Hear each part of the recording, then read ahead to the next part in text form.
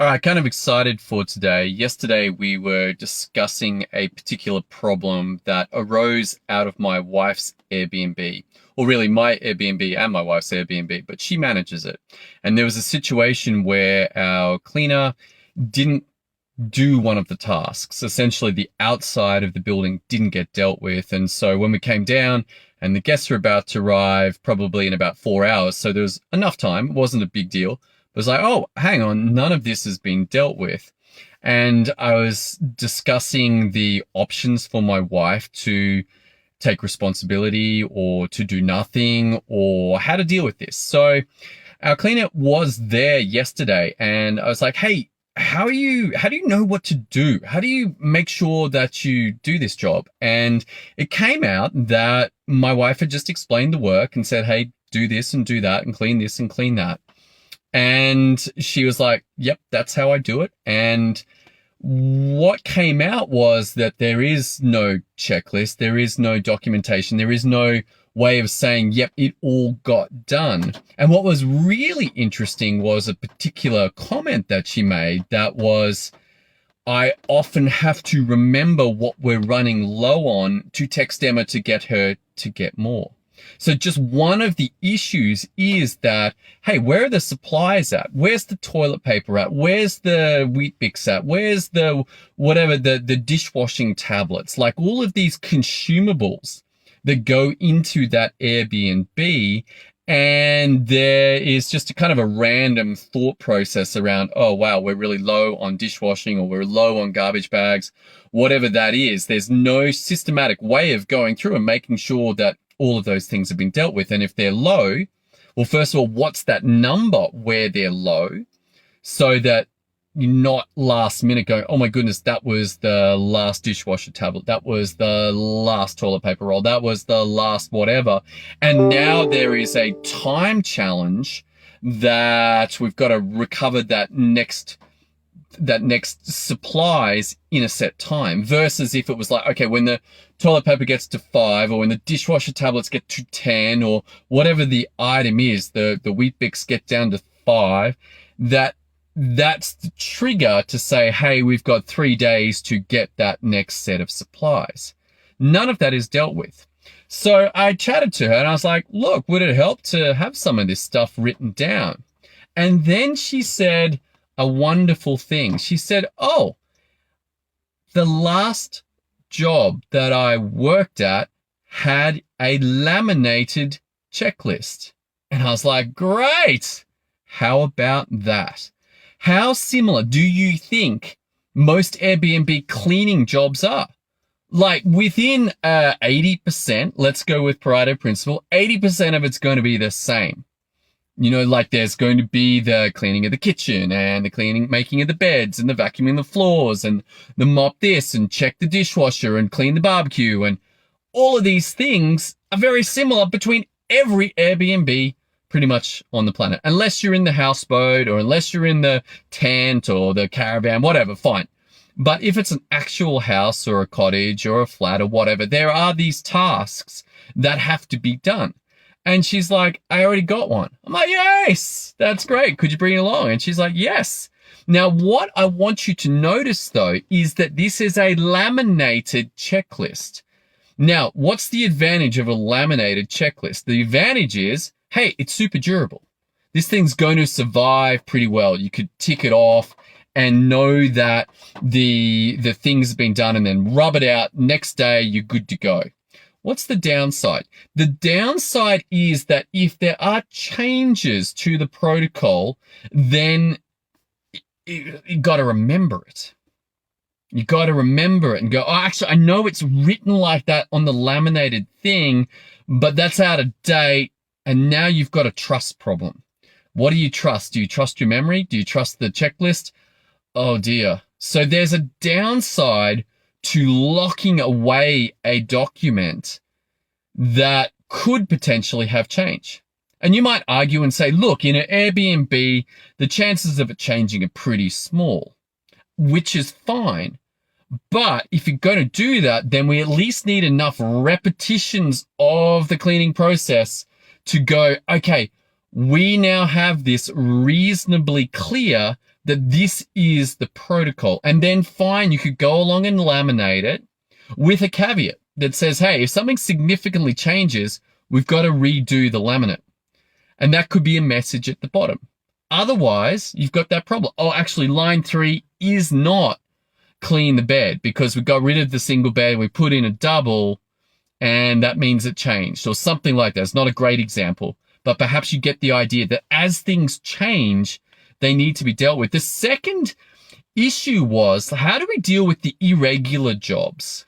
And this was a really interesting thing, like, because those irregular jobs make a big difference. I'm talking about something like, say, cleaning the fans. Now, either you do it every time it changes over, but probably that's a bit much, probably that is a waste of money in terms of spending time doing some of these jobs that only need to be done on a more extended schedule than every time it changes over.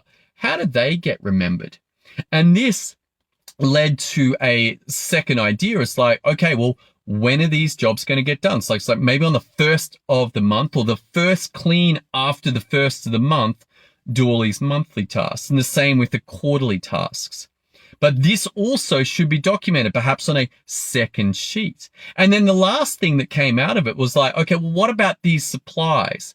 How do we get it that out of every time it gets cleaned, there's at least a review of these things? Like, where's the dishwasher tablets?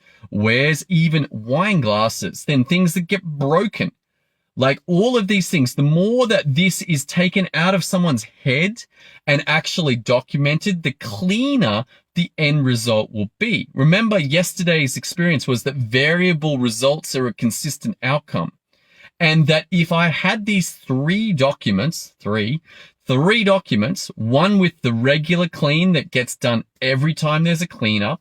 Secondly, one with the irregular ones with the schedule for it. Hey, first time we clean after the first of the month, clean the fans. And then third, the checklists for the supplies. What do you think would happen to the quality of the cleans? What do you think the chances will be that we have major difficulties? They would, in likely high probability, decrease because the system is now in place. Now, I want you to remember that this is a physical space. This is something that can be interacted with relatively easily, that there's a lot of physical clues about what has to be done. Like the bed's not made, the bed has to be made. The kitchen's dirty, the kitchen has to be cleaned. As you morph into a lot of the work that many of us are doing these days, which is online, there's far less reminders about this, what work needs to be done. And that makes the risk of missing things higher. And that means the risk of having chaotic interactions with people because things got forgotten becomes much higher. This is not a cleaning job. Like if you're running a multi-million-dollar business, guess what? You got a lot of moving parts. A lot of moving parts. But the problem that showed up in the Airbnb is being played out across the board with your business.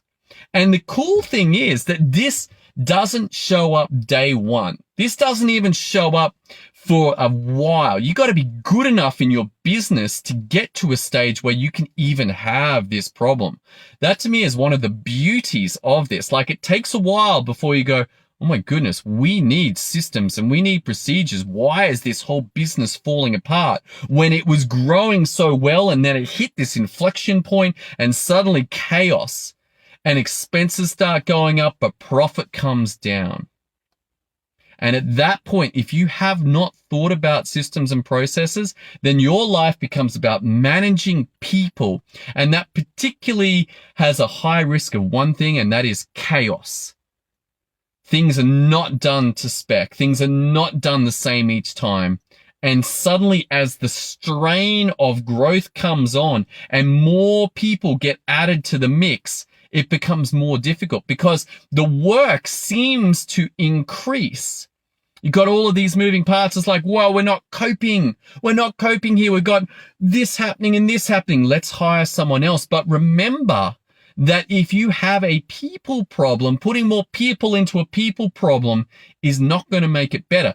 At best, you are going to get a period of sweet spot where you can get them to work. And then after that, they will degrade to what is going on across the whole business. And if you don't work out how to resolve this, then you are going to live a very stressful life. It's going to be like, whoa, man, I am working so hard for so little. What happened to my dream? But I want to bring one thing to your attention, and that the entrepreneur's role is to build systems and processes at some level for other people to do it. But if you don't do that, and it doesn't arise for a while and you've forgotten about this part, then it gets really tricky. Because if you stop and start documenting and you don't know what you're doing, then all of that effort is highly likely to be wasted. This will not be the first time that someone's gone along and said, write down everything you do, we'll put it in a Google Doc, and then it never gets used again. And you should contemplate one question: why doesn't it get used? All of that effort went in, and yet it does not get used. All right, that's all I got for you today. Thanks for tuning in. Hope you enjoyed the Airbnb analogy. I'm excited to have these 3 documents created. I think my cleaner actually was like kind of looking forward to it as well. So I'll let you know how it goes. Thanks for tuning in. Look forward to seeing you on tomorrow's episode of this exploration of systems and processes. See you then.